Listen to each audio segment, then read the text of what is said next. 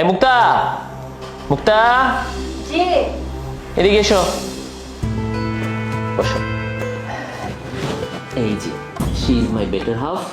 মুক্তা আমার খুব close friend, দেশের বাইরে থেকে এসছে। তুমি এখানে কেন? তোরা কি আগে থেকে চিনিস একজন আরেকজনকে?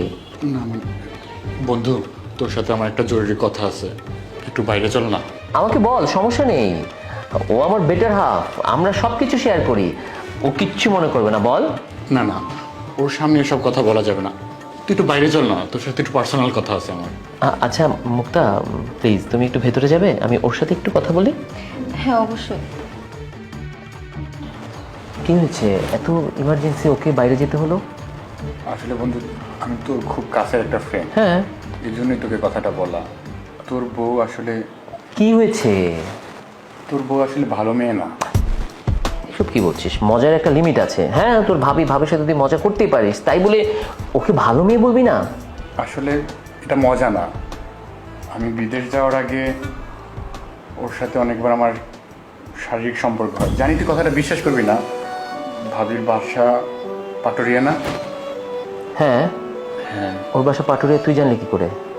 আমি বিদেশ যাওয়ার আগে ওখানেই ছিলাম। তাছাড়া ভাবির সাথে আমার যেখানে সম্পর্ক হয়, আমি বিদেশ যাওয়ার আগে একাধিকবার তার বাসা আসা যাওয়া করতাম। বন্ধু, তুই আমার কথা কষ্ট পাইস না, এটা সত্যি কথা। ভাবি একটা প্রস্টিটিউট। কি? না না, আমি বিশ্বাস করতে পারছি না। তোর কথার সাথে মিল পাচ্ছি, ওর বাড়ি পাটুরিয়ার দিকেই। আমার সাথে ফেসবুকে পরিচয়, তারপর সাভার দেখা করি। একটা পর্যায়ে আমি ওকে ঢাকায় নিয়ে আসি, হোস্টেলে রাখি।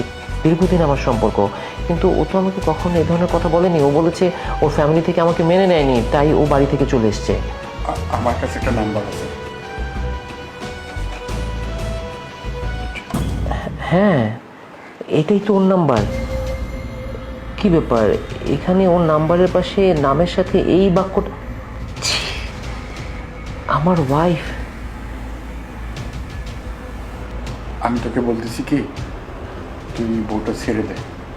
আমি তোর ভালোর জন্য বললাম, তুই কীভাবে নিবি সেটা একান্তই তোর ব্যক্তিগত বিষয়।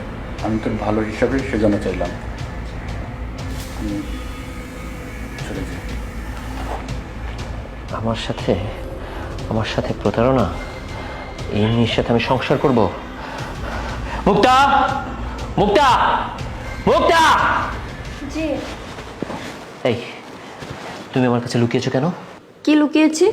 আমি তো সব কথাই তোমাকে বলেছি। বুঝতে পারছো না? কি লুকিয়েছো বুঝতে পারছো না? আমি তো তোমাকে মন থেকে অনেক ভালোবাসি, তুমি তো জানো। তোমার এই ভালো মানুষের চেহারার পিছনে তোমার যে একটা কালো অতীত আছে, সেটা তুমি আমাকে বলোনি কেন? দেখো, প্রথম তোমার সাথে কথা বলার পরেই না তোমার সাথে আমি প্রেমে জড়িয়ে যাই, আর তোমাকে মন থেকে সত্যি বিশ্বাস করো ভালোবেসে ফেলছি। যার কারণে আমি সব কথা তোমাকে বলিনি। আর আমি জানি তোমাকে সব কথা বলে তুমি কখনো আমাকে অ্যাকসেপ্ট করবা না।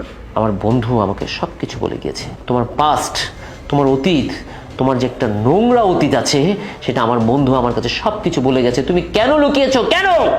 দেখো, তুমি আমার জীবনে আসার পর থেকে আমি কারোর সাথে যোগাযোগ করিনি। আমি তোমাকে মন থেকে ভালোবাসি, আর ভালোবেসেই আমি তোমার কাছে এই কথাগুলো লুকিয়ে রাখিয়েছিলাম, ইচ্ছে করে বলিনি। তোমার এই নোংরা অতীতের সাথে আমার লাইফটা জড়িয়ে গেছে। আমি এখন কি করব? বলো, বলো কি করব? আচ্ছা তুমিই বলো, আমাদের মতো মেয়েদের কি ভালোবাসা পাপ? আমরা কি ভালোবাসতে পারি না? আমাদের কি মন নেই? ভালোবাসা? তোমাদের মতো মেয়েরা ভালোবাসতে জানে? তোমাদের মতো মেয়েদের ভালোবাসা প্রতি রাতে চেঞ্জ হয়। বিছানা বদলের সাথে সাথে তোমাদের মতো মেয়েদের ভালোবাসাও বদল হতে থাকে। আর তুমি বলছো তুমি আমাকে ভালোবাসো, আমি বিশ্বাস করবো এটা? প্লিজ তুমি আমাকে ক্ষমা করে দাও, আমাকে প্লিজ বোঝার চেষ্টা করো। আমি কখনো তোমাকে ঠকাবো না। আমি যে জায়গা থেকে ফিরে এসেছি আমি ওই জায়গাতে আর যেতে চাই না। প্লিজ তুমি আমাকে বাধ্য করো না, প্লিজ। এই তুমি ভাবলে কি করে তোমাকে আমি অ্যাকসেপ্ট করব? আমি তোমাকে অ্যাকসেপ্ট করবো এটা তুমি ভাবলে কি করে? শুরুতেই সব কিছু শেষ করে দেয়া ভালো। মাত্র বিয়ে হয়েছে, লোকজন জানবে না। আমার ভবিষ্যৎটা ঠিক করতে হবে। আমি আমি এই মুহূর্তে তোমাকে বাড়ি থেকে বের করে দেবো। এই, বেরোতে ইচ্ছে করছে না? এই বাড়িতে তোকে আমি এই বাড়িতে রাখবো? হ্যাঁ, এই বাড়িতে রাখবো। বেরো যা, বেরো যা। কি হলো বাবু, এমন করছো কেন? বাবা, তুমি জানো না, এই মেয়েটা আমার লাইফটাকে হেল করে দিয়েছে। আমি একটা ভুল মেয়েকে ভালোবেসে বিয়ে করেছিলাম, ভুল মেয়েকে। ঠিক আছে, সব শুনবো, বসো আগে বসো। বাবা, এই মেয়ের সাথে আমি সংসার করব না। আমার জীবনটা নষ্ট হয়ে যাবে যদি আমি ওর সাথে সংসার করি। বাবা আমি তোমাকে বলতে পারছি না, আমি তোমাকে বলতে না, চাই। আমাকে কিচ্ছু বলতে হবে না, আমি সব কিছু জানি। তোমার বন্ধু দীপু আমাকে সব বলে গেছে। তোমাকে একটা কথা বলে যাচ্ছি আমি, শুনে রাখো। এই মেয়েটা যেদিন থেকে বাড়িতে এসেছে সেদিন থেকে আজ পর্যন্ত আমাকে মেয়ের অভাব বুঝতে দেয়নি সে, আমিও কখনো ফিল করিনি।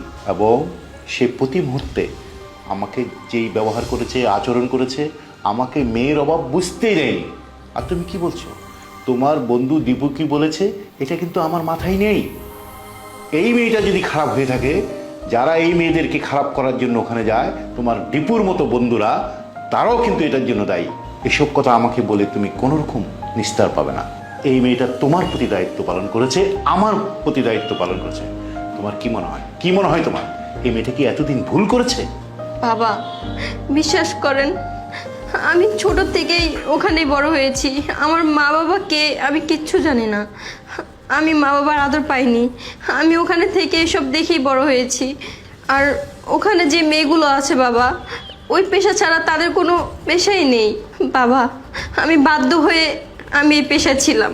বাবা রাতের পর রাত বিছানা বদল হয়েছে আমার, কিন্তু আমার কিছু করার ছিল না বাবা। আমি চেয়েছিলাম যে এই দোজকের আগুন থেকে কবে রক্ষা পাবো। দেখো আমি ওই দিনের পর থেকে তোমাকে অনেক ভালোবেসে ফেলেছি, তাই আমি মিথ্যে কথা বলে আমি ওখান থেকে বের হয়ে এসেছি, কারণ তুমি আমার দায়িত্ব নিয়েছো এই জন্য। আমি ইচ্ছে করে সত্যিটা বলিনি, কারণ সত্যিটা তখন জানলে তুমি আমাকে মেনে নিতে না। আচ্ছা তুমি বলো, আমাদের মতো মেয়েরা কি ভালোবাসতে পারে না, ভালোভাবে বাঁচতে পারে না বলো? আমাদের তো মন আছে, আমরাও তো চাই স্বামী সংসার করি, ভালো থাকি। শুনলে, শুনলে তুমি এই মেয়েটার কথা? এদের কি ইচ্ছে করে না এখান থেকে মুক্তি পেতে? এদের কি ইচ্ছে করে না এই মুক্ত আবহাওয়ায় বেঁচে থাকতে, তোমার মতো একটা ছেলে সংসার করতে? তুমি যদি ওর দায়িত্ব নিতে না পারো, আমার মেয়ের দায়িত্ব আমি নিব। আমি তার অতীত, সব অতীত ভুলে গিয়েছি। আমি চাই তুমিও ভুলে যাও। আজকে থেকে এই মেয়ে আমার মেয়ে হিসাবে নতুন করে জন্ম লাভ করবে। বাবা তুমি ঠিকই বলেছ, আমি ওর পাস্টটা না জানতাম সেটাই ভালো ছিল। মানুষের কথায় কি আসা যায়, সংসারটা তো আমি ওর সাথে করব।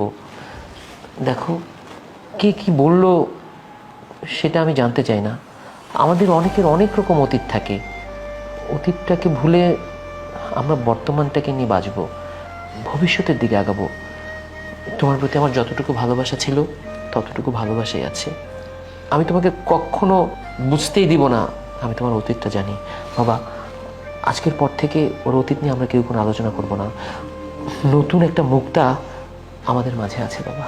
বাবা তোমাদের দুজনকে আমি প্রাণ ভরে দোয়া করি তোমরা সুখী হও। যাও যাও, এখন বৌমাকে নিয়ে তোমরা তোমাদের রুমে যাও।